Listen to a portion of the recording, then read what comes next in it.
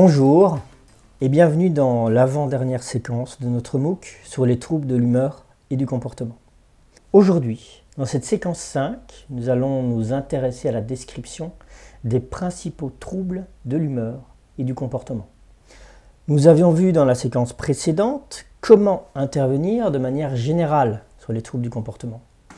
Essayons maintenant de voir plus en détail comment intervenir dans chaque type de trouble particulier. Nous allons commencer par l'anxiété et la dépression.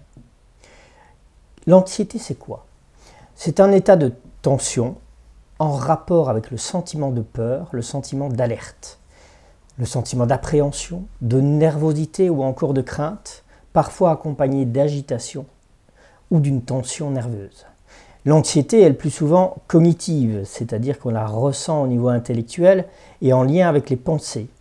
On parlera d'angoisse en France lorsque le corps sera touché, noué, ou que des manifestations corporelles, comme par exemple des palpitations, de la transpiration ou l'impression d'étouffer apparaîtront. La dépression, que l'on relie souvent avec l'anxiété, on parle d'anxiété-dépression, est une perte d'élan vital accompagnée d'humeur triste, d'un ralentissement psychomoteur et d'une diminution des sentiments de plaisir.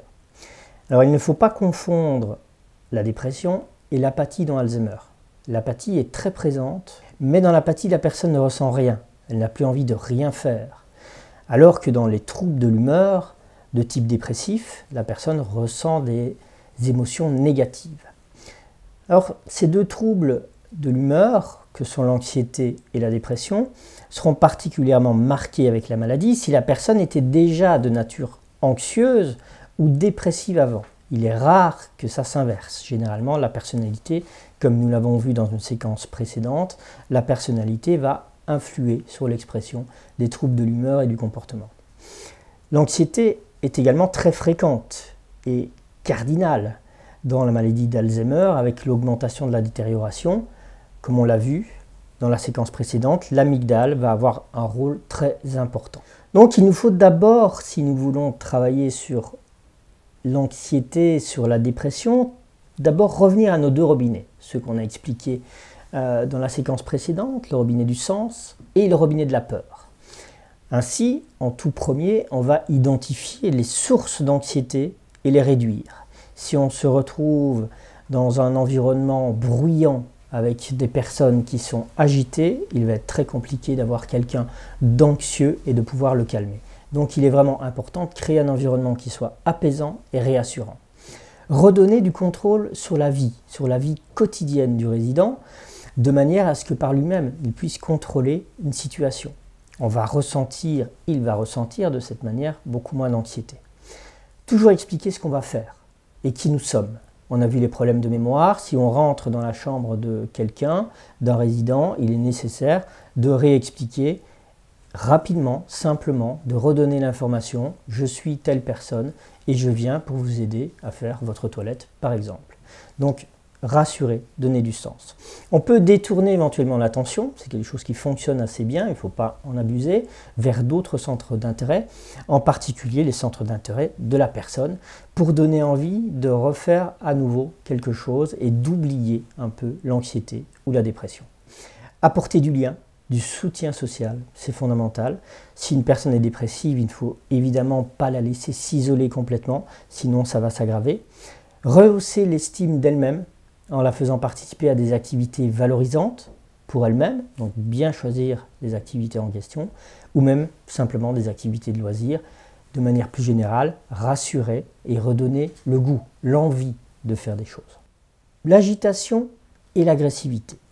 Alors l'agitation, ça peut être une agitation dite physique ou une agitation verbale. Une agitation physique, ce sont des personnes qui vont parfois répéter les mêmes gestes en boucle, taper sur une table ou faire toujours les mêmes mouvements.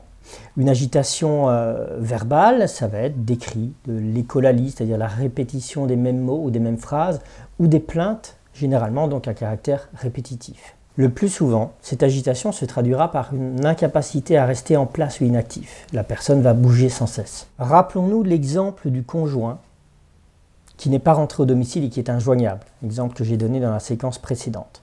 Ça produit une certaine agitation. Dans Alzheimer, c'est la même chose. Évidemment, il y a une cause neurologique qui réduit le contrôle de cette nervosité physique, mais il y a aussi une cause psychologique de réduction en acte de l'état d'anxiété et d'angoisse. On évacue en bougeant. Comme tout en chacun, on fait les 100 pas. On réalise des activités en boucle, manger, froisser des papiers, pour réduire cette agitation. L'agressivité. L'agressivité, là aussi, elle peut être verbale ou physique. Verbale, c'est la majorité des cas, heureusement. Mais ça peut être physique, surtout pendant les toilettes. Les agressions physiques sont plus rares dans la vie quotidienne. Alors qu'est-ce qu'on peut faire par rapport à l'agressivité? Tout d'abord, ne jamais répondre à l'agressivité par de l'agressivité parce que ça ne fait que l'augmenter. Il faut aussi se mettre à la place de la personne et imaginer comment nous réagirions si nous étions dans la même situation. Je vous donne un exemple. Imaginez que vous avez un problème de mémoire, vous êtes coincé dans votre mémoire immédiate. Nous nous réveillons dans une chambre qui ressemble à une chambre d'hôpital et les personnes habillées en blanc entrent sans prévenir et nous disent « Bonjour monsieur, bonjour madame, nous avons très peu de temps, alors maintenant on va s'occuper de votre toilette. Allez hop, on y va. » Comment est-ce qu'on réagit? Vous êtes mis à la place de la personne là? Parce que moi, si j'étais dans ce cas-là, je pense que je m'oppose clairement et si on insiste sans rien m'expliquer, comme je ne comprends pas ce qui se passe, je peux devenir agressif. Donc vous voyez que si on se met à la place de la personne, on va considérer plus vraisemblablement que sa réaction est plutôt normale si elle ne comprend pas ce qui se passe. Alors c'est vrai que l'agressivité peut être dangereuse. Alors si ça se présente, il vaut mieux arrêter l'action en cours. Si elle est d'un niveau trop élevé avec des menaces physiques, vous êtes professionnel, il ne faut pas hésiter à se mettre à l'abri, voire à demander de l'aide. Mais ce sont quand même, heureusement, des cas très rarissimes. Quoi qu'il en soit, l'agressivité, c'est d'abord une réaction à la frustration et à l'incompréhension, à la perte de contrôle. Et ça, c'est ce qui est le plus important à retenir. Alors ça doit être un réflexe.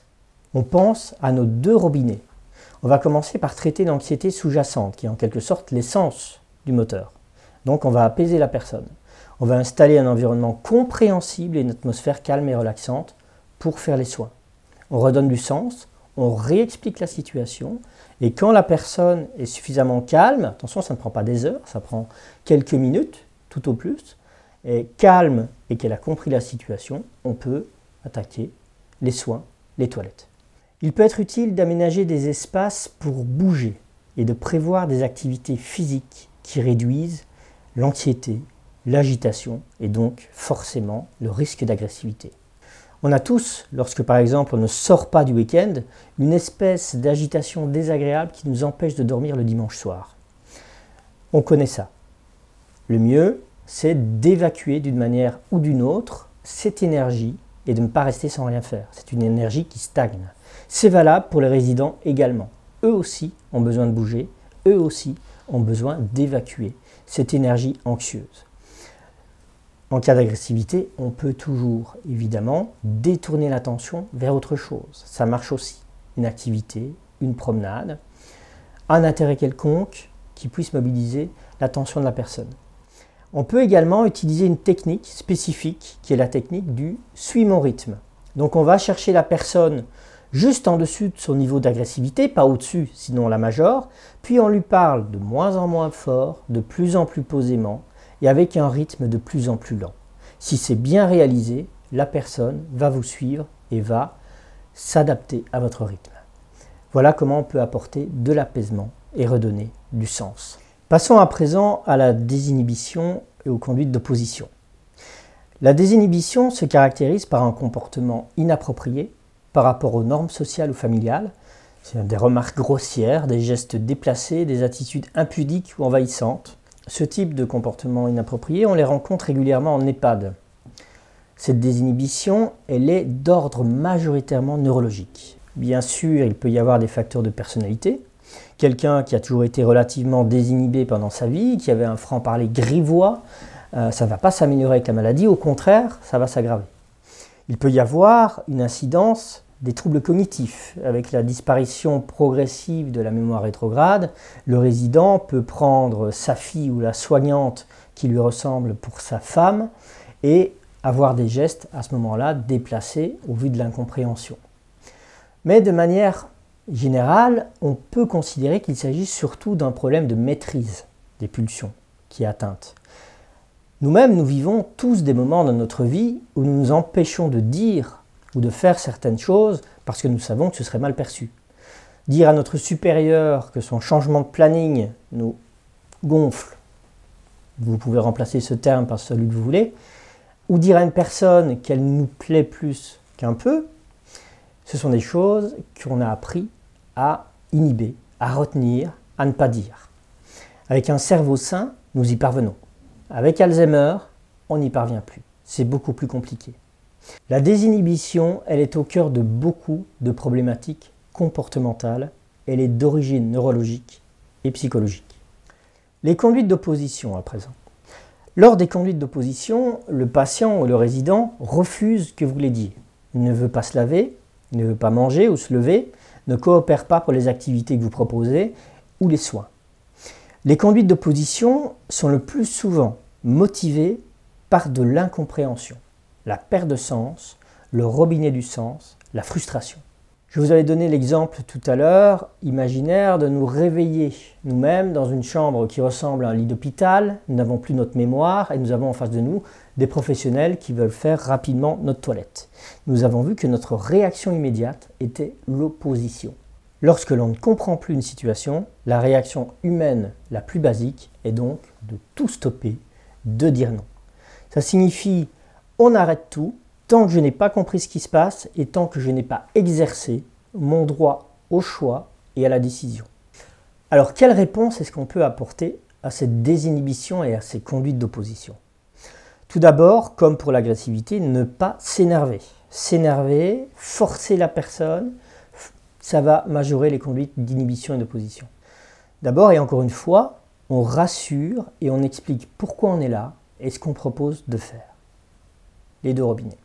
En ce qui concerne les comportements de désinhibition, il ne faut pas oublier que cette fois, et pour une fois, c'est majoritairement la maladie qui est responsable. La personne ne peut s'empêcher d'eux. C'est donc complètement inutile d'essayer de raisonner de la personne, de lui faire la morale ou de la punir. On peut expliquer, sans blâmer, pourquoi un tel comportement n'est pas le bienvenu. La personne, elle peut tout à fait le comprendre. Il s'agit de soutenir le cadre, mais on ne peut pas véritablement recadrer. On peut là encore, essayer de distraire la personne, c'est une option intéressante, capter son attention vers ce qui peut l'intéresser, l'orienter vers d'autres schémas de pensée pour qu'elle ne rumine pas dans sa désinhibition, son opposition.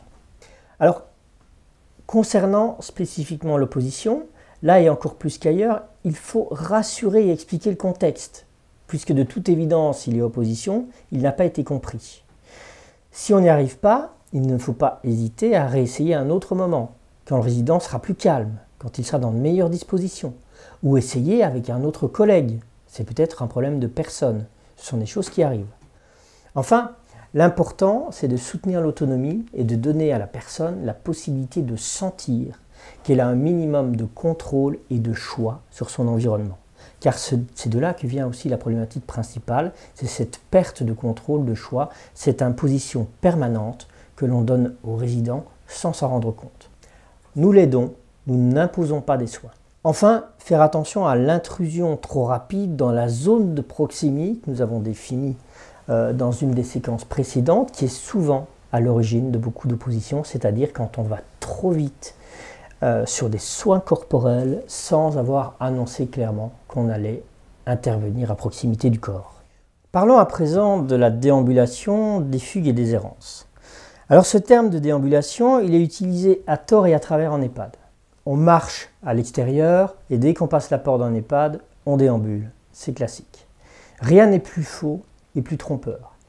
La déambulation, c'est un symptôme neurologique, relativement rare d'ailleurs, qui s'apparente à la désinhibition parce que ça désigne un besoin irrépressible de marcher. Une sorte d'activité locomotrice totalement impulsive avec ou sans but. Ça peut conduire le sujet qui est atteint à un épuisement complet. Donc grosso modo, ce terme de déambulation, il devrait être réservé aux personnes qui ne peuvent pas faire autrement que déambuler. Et ce nombre de personnes est relativement restreint. Grosso modo, on considère une personne pour un service de 24 sujets avec troubles cognitifs maximum. En gros, toutes les autres personnes qu'on considère comme déambulants, ce sont des personnes qui marchent parce qu'elles ont besoin de marcher ou des personnes qui s'ennuient. Alors, cette déambulation, elle va s'aggraver suivant la sévérité de la maladie. Ça concerne 15% environ des résidents en EHPAD, c'est-à-dire une minorité des personnes. Passons à la fugue. Lors d'une fugue, le patient ou le résident tente de s'enfuir et c'est son intention. Il peut s'agir aussi d'une errance, mais dans ce cas-là, il se perd et il ne trouve plus son chemin. C'est la conséquence d'une désorientation. Alors, qu'est-ce qu'on peut faire par rapport aux déambulations, à la fugue et à l'errance? Déjà, il est important d'appeler un chat et de réserver le terme de déambulant aux personnes qui sont vraiment atteintes de déambulation. Donc, les personnes chez qui c'est irrépressible. Car les modes d'intervention ne sont pas les mêmes. Ainsi, chez ces vrais déambulants qui ne tiennent pas en place, on va chercher à éviter l'épuisement en leur proposant des pauses qui peuvent capter leur attention et on peut leur proposer aussi du manger-main pour une bonne alimentation. Comme ils n'arrivent pas à tenir assis, ils mangent debout. En tout cas, on va éviter de créer ce qu'on appelle des circuits de déambulation. C'est une erreur très importante, car favoriser le symptôme, c'est rarement une bonne thérapeutique. On se trompe de cible, et là, en l'occurrence, on favorise l'épuisement. On va éviter également la contention physique et chimique, qui ne devrait être utilisée que pour soulager vraiment un épuisement, si on a essayé toutes les interventions psychosociales possibles avant. En ce qui concerne la fugue, la question à se poser, c'est pourquoi ? Pourquoi la personne désire fuir? Le plus souvent, elle souhaite rentrer chez elle. Il est alors important de travailler sur les aménagements pour qu'elle se sente chez elle, dans son domicile. Travailler également à ce que les lieux soient reconnaissables et que tout ne se ressemble pas pour éviter l'errance. Il n'y a rien de pire que des étages qui sont exactement semblables, où la personne qui a peu de mémoire et qui est désorientée n'a aucune piste, aucun repère pour pouvoir retrouver son chemin. Les sorties, les activités physiques, les activités occupationnelles, la levée des contraintes, tout cela réduit les déambulations. Dernier trouble du comportement abordé, les hallucinations et les idées délirantes. Les hallucinations, ce sont des perceptions sans fondement de la réalité, c'est-à-dire des pures inventions de notre cerveau. La personne qui vit des hallucinations a l'impression réelle de percevoir quelque chose, alors que dans la réalité, il n'en est rien. Les 5 sens jouent des tours, et forcément, c'est déroutant pour le résident. Il existe principalement des hallucinations visuelles et aussi des hallucinations auditives. Un exemple d'hallucination visuelle, c'est ce qu'on appelle le compagnon imaginaire, qui est une vision très détaillée, perçue par les malades atteints de démence à court de Lévy. Les idées délirantes, par contre, sont des perceptions erronées de la réalité. La personne construit ses idées délirantes sur une base réelle, non plus sur une hallucination. La réalité est interprétée différemment, mais elle n'est pas inventée. Un exemple est la transformation des ombres en vision d'animaux le soir. Cela donne une impression d'affabulation, de récit imaginé. Pourtant, les bases sont réelles. Ça peut être aussi un ensemble de fausses croyances inébranlables qui peuvent amener au phénomène du complot que l'on rencontre de temps à autre en EHPAD. Là encore, c'est basé sur des faits réels, mais qui sont mal interprétés. Donc, il faut faire la différence entre voir et entendre des choses qui n'existent pas dans la réalité et interpréter de manière délirante la réalité. Une fois que ceci est clair, comment est-ce qu'on peut intervenir sur les hallucinations et les idées délirantes? D'abord, bien entendu, faire la différence entre les deux phénomènes. Ensuite, si par le passé, il y a eu de nombreuses polémiques entre la réadaptation au réel, le laisser-faire, quand on avait des hallucinations, ou le rentrer dans le jeu, les choses sont plus claires aujourd'hui. On va commencer en tout premier par s'interroger sur le caractère positif ou négatif de l'hallucination ou des idées délirantes. On va réorienter vers la réalité si le vécu est très négatif. Par exemple, si une résidente angoisse parce qu'elle croit voir des araignées sous son lit, on allume, on explique qu'il n'y a rien, on regarde sous le lit éventuellement avec une lampe de poche, On explique à la résidente que c'était sûrement un début de rêve, comme on en a quand on est proche du sommeil, et qu'il n'y a pas de problème, qu'elle peut se rassurer qu'il n'y a rien sous le lit. Si le vécu, par contre, est positif, par exemple dans le cas que nous avons évoqué de démence à cœur de Lévy du compagnon imaginaire, ça rassure la personne, ça lui fait plaisir, on ne va pas lui dire que ça n'existe pas. On peut en parler, on valide ce que la personne nous amène. Le but reste toujours de rassurer la personne et de réduire l'anxiété. Par contre, on ne va évidemment pas entrer dans le jeu. On ne va pas dire « Tiens, oui, moi je le vois aussi, est-ce que je mets une assiette supplémentaire pour votre compagnon imaginaire ?» On ne va pas rentrer dans le jeu, mais on s'en sert pour pouvoir discuter avec la personne. Alors on peut également, et comme pour tous les autres troubles du comportement, divertir, orienter vers d'autres activités, d'autres centres d'intérêt, sans en abuser, sinon la personne va avoir un sentiment de manipulation qui va devenir de plus en plus prégnant. Et on fera attention de contrôler les stimuli environnementaux, les lumières, les bruits, tous les stimuli qui sont susceptibles d'être mal perçus et mal interprétés. C'est donc le caractère positif ou négatif du phénomène qui doit orienter l'accompagnement. Avoir en tête la nécessité d'apaisement de l'anxiété, le robinet de la peur, il faut le fermer. Avoir en tête la nécessité de réexpliquer le sens, le contexte, le robinet du sens qu'il faut ouvrir. Nourrir les intérêts, susciter le plaisir, être à l'écoute pour valider sont des points essentiels, car les troubles du comportement viennent aussi de l'isolement et du manque d'activité. Donc, inciter le résident à initier des activités et à parler de ce qu'il ressent, et toujours valider ce qui est amené sans jugement. Penser aux besoins physiques ou psychomoteurs qui vont réduire l'anxiété, l'agitation, voire l'agressivité. Rechercher les activités de prédilection de la personne, les domaines de compétences, d'expertise, les pôles d'intérêt, nous y reviendrons dans la séquence 6. Enfin, et en conclusion, et c'est peut-être le plus important, penser à cette phrase de Viktor Frankl qui illustre parfaitement la philosophie adoptée. Une réaction anormale dans une situation anormale est un comportement normal. À nous de faire en sorte que la situation apparaisse pour la personne comme normale. Dans cette séquence, nous avons décrit les 9 troubles de l'humeur et du comportement le plus fréquemment rencontrés.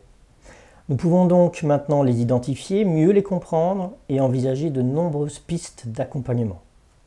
Parmi ces pistes, les activités adaptées sont à privilégier, mais nous en parlerons dans la prochaine séquence. Merci et à très bientôt.